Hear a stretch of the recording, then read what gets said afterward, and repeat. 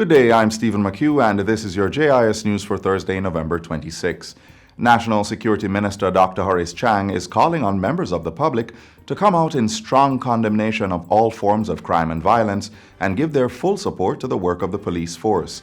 Dr. Chang says the government is unwavering in its commitment to equip the security forces to counter the savagery and brutality of criminal gangs. That is the commitment of this government to the people of Jamaica and to the Jamaica Constabulary Force. It's a war we are in. It was a war we will win.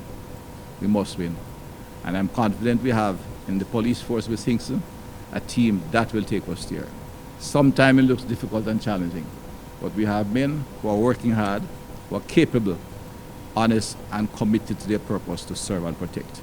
Minister Chang was speaking yesterday at the Area 5 Transforming Our Police Service TOPS Award ceremony. He says gangs and guns are the primary tools in criminal activities, and as such, the Anti-Gang and Firearms Acts are being amended to strengthen the legislative arm of crime fighting. I've given the Prime Minister my undertaking as part of the government to bring forward as quickly as possible during this term the kind of legislation required to provide the police with adequate legislative tools. More Jamaicans are soon to benefit from low-cost COVID-19 antigen testing that provides results within 30 minutes. Health and Wellness Minister Dr. Christopher Tufton observed the demonstration of two new methods that check for the virus at the Spanish Town Hospital yesterday. He said the tests would become more widely accessible with the inclusion of private labs providing the service. However, this will be after the month-long pilot testing that is now on at 9 public health facilities across the island. This is a very good and meaningful development for testing in the country. There are some protocols that apply. The tests are administered under certain conditions. There is one that requires a machine, one that doesn't, and that's part of the pilot phase to observe and to see what is happening. The tests are administered to symptomatic patients, so patients that have symptoms, because that's when you get the most accuracy and effectiveness. And if you get a negative in that case, persons are recommended to do a PCR test. The antigen tests have been sanctioned by the World Health Organization and the Pan American Health Organization. Minister Tufton said the government has acquired 80,000 test kits to increase testing among the population.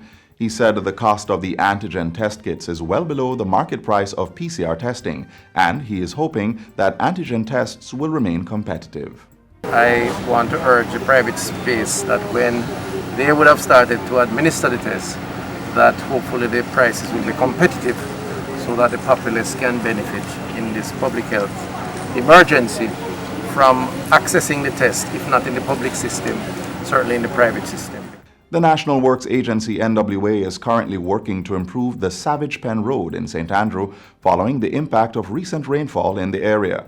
While speaking yesterday at the post-cabinet media briefing, Manager for Communications and Customer Services at the NWA, Stephen Shaw, said that because of the area's hilly and steep terrain, the agency had to do a double asphalt pavement or shingle of the area.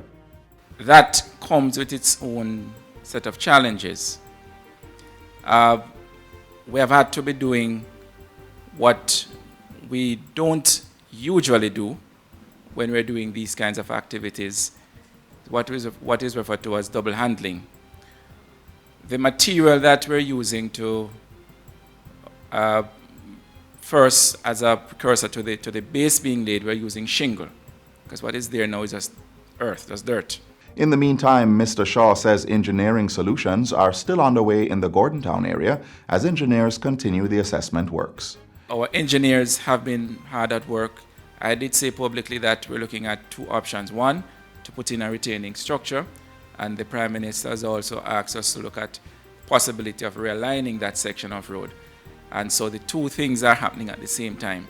Mr. Shaw says the NWA is aware of other roadways that require improvements and is committed to giving attention to those areas. 109 schools across the island have been inspected by the Health Ministry and are deemed fit for the phased reopening of schools in 2021. Minister of Education, Youth and Information, Fable Williams, says discussions are ongoing with school principals to ascertain their level of readiness. She was speaking at yesterday's virtual post-cabinet press briefing. The minister says the risk-based assessment method will be used to guide the proposed phased resumption of classes next year. We will continue to look at all the variables that we used in the initial pilot, which is community-based. We look at distance students travel. We look at to ensure that there is adequate water, adequate internet, and so on. So we'll continue to use those variables. And as you would have noticed, with the 17 schools, they were spread across 9 parishes. And so we'll continue to use that same methodology because it has given us useful information to use and refine the process as we go along. Face-to-face classes were put on hold in March this year due to the COVID-19 pandemic.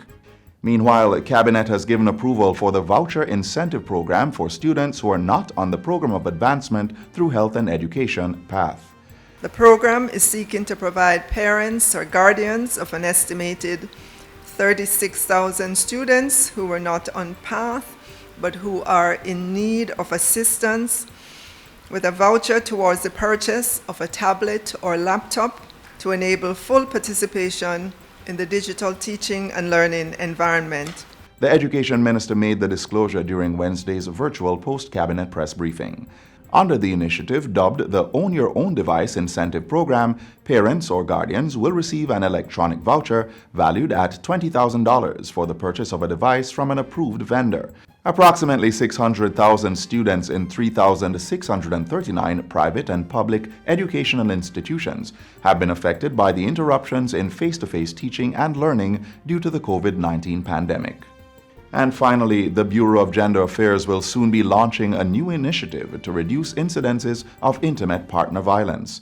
The new initiative is called Refocus Perpetrators Program and was revealed by Gender Minister Olivia Grange. She was speaking on Wednesday during the International Day for the Elimination of Violence Against Women banner event at the Pegasus Hotel in Kingston. This program is intended to reduce incidences of intimate partner violence by using alternative conflict resolution through psychoeducational support for the rehabilitation and reform of perpetrators of intimate partner violence. Minister Grange says the initiative will be implemented in collaboration with the Ministry of Justice, which will implement the perpetrator focus of the National Strategic Action Plan to eliminate gender-based violence. And that's it for JIS News Today. I'm Stephen McHugh. Thanks for watching.